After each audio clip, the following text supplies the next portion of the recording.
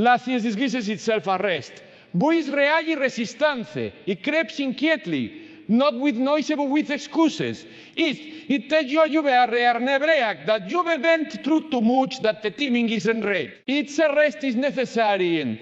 Real rest is, but laziness, it is not rewarding, nor restoration. It is a mask of self-hope. Care, materially, there is a difference between the rest that fuels you and the delight that drains you. One strengthens your spirit, the other awakens your will, and if you're not careful, you begin to accept this disguise. You begin to tell yourself that you're pausing when you're realizing that you're waiting, that you're on God when you're avoid the work He already told you to do. Laziness is subtle. It doesn't show, it whispers. Materials to your comfort, your weariness, your past disappointments. It convinces you that action is too much or fast too risky. It offers you an escape, no a solution. It creates a false sense of peace. A stillness that felt safe but kept you stuck. You watch life with purpose insidio. You put laziness rattles you in a blunt of day. Casting increment is not always dramatic. It's the extraordinary task pushes to tomorrow. The goal you promised to start next week, and over time, those small decisions become a pattern, a habit, a lifestle, and so on. You're not living your life. You're watching it pass by. There is a position in your life that requires motion, it requires intention, requires sweat, focus and discipline. Rest was given by God. You endure the journey. Not to make you forget the journey altogether. Laziness is what was meant to be temporary and makes it permanent. It was meant to renew you and turns it into retreat. It does not knock the doors of your calling. It simply keeps you from walking through them. It convinces you that you can always begin tomorrow. Will quietly draining the urgency from your spirit. The resistance that comes with laziness is not just physical, it's spiritual. You start resisting growth. You resist responsibility. You resist excellence. You resist the voice that calls your ear. That voice begins to feel uncomfortable, annoying even, because it challenges the false comfort you back the long care. You see that pass, the more you start to question the dreams, you once believe it. Not because they were wrong, but because you no longer have the energy to pursue them. Laziness does, just delay progress, it distorts perspective. Materially in the possibilities and start saying, gain only the problems.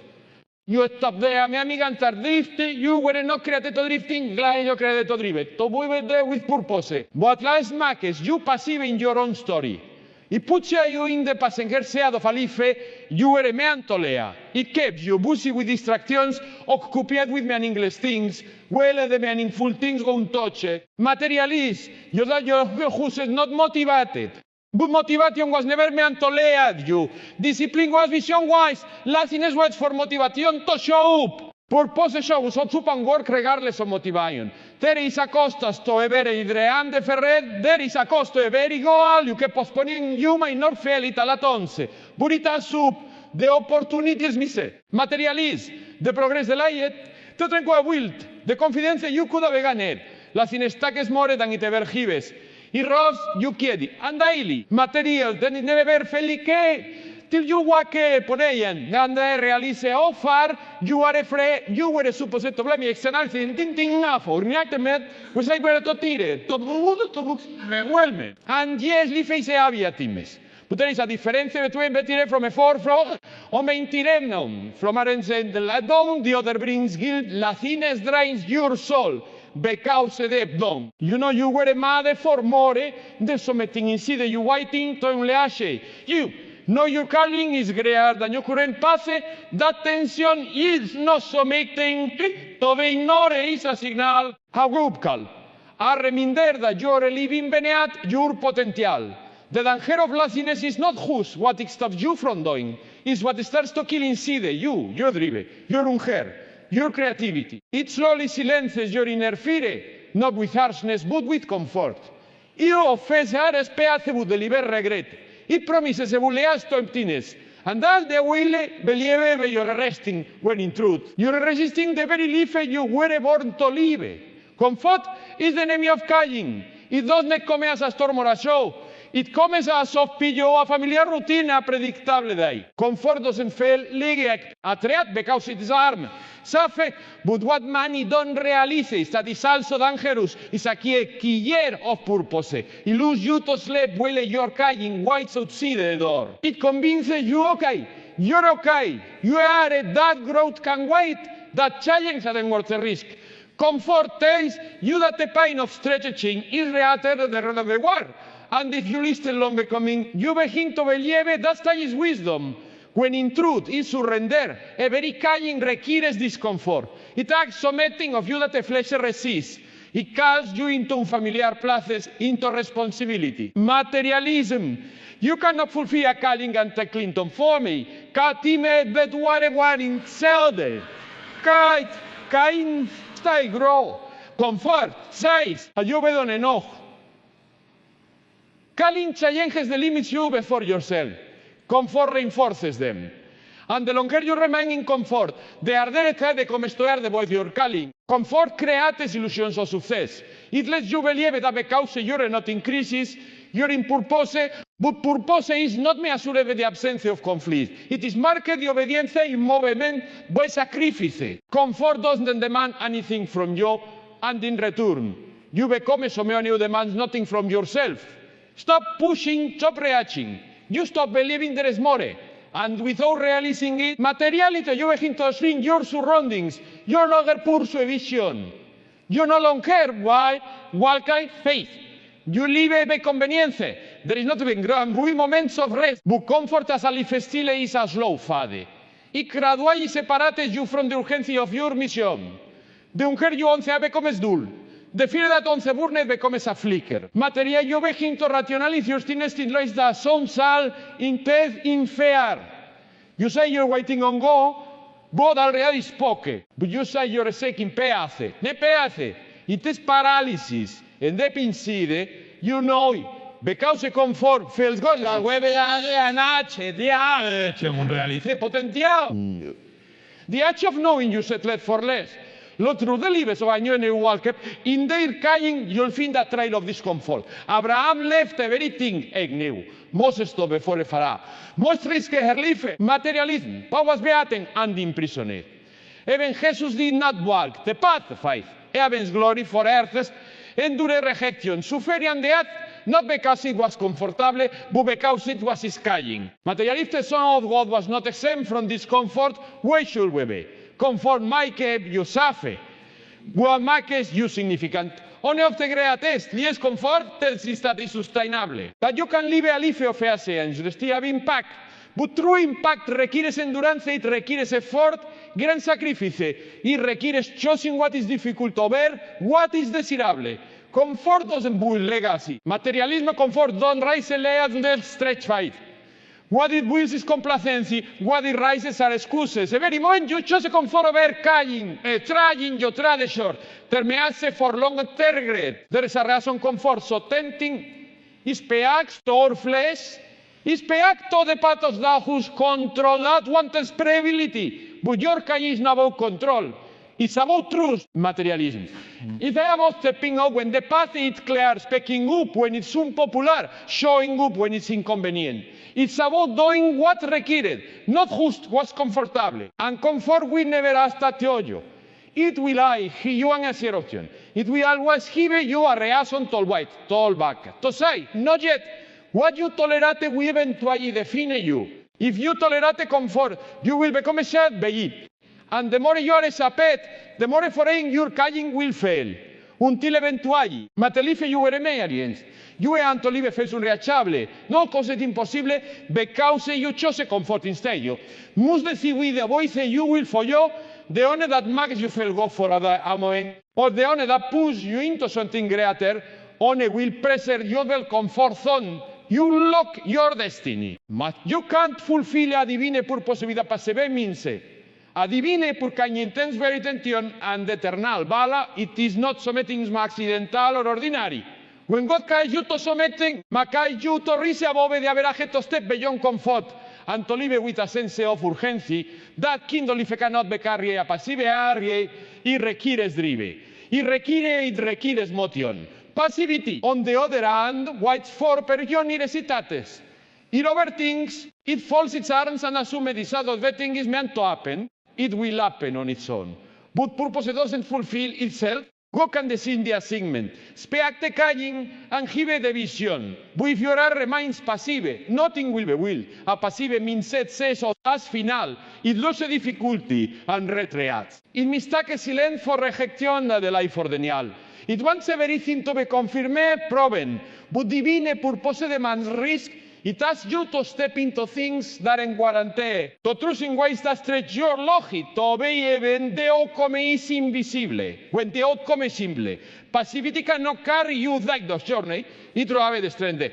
It doesn't have the resilience. Passivity lets opportunities be at the door because it refuses to knock.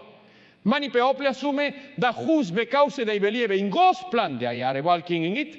But belief without action is just decoration. Mate believe we people were called, but only the honest responded walk in their calling. Saul was anointed, but David acted.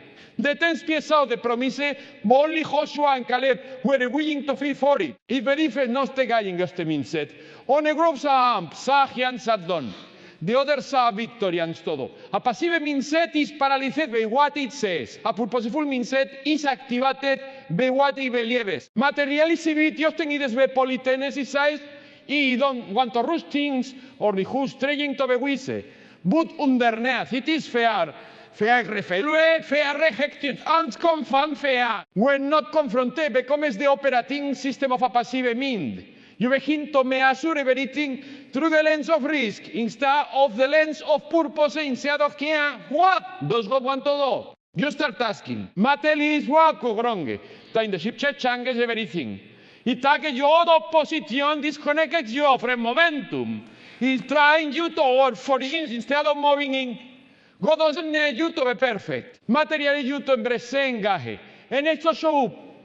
To move, when it says move, to speak, when it says speak, to act when it prompts your spirit, a passive mindset are with its promptings. It will delay under the illusion of preparation.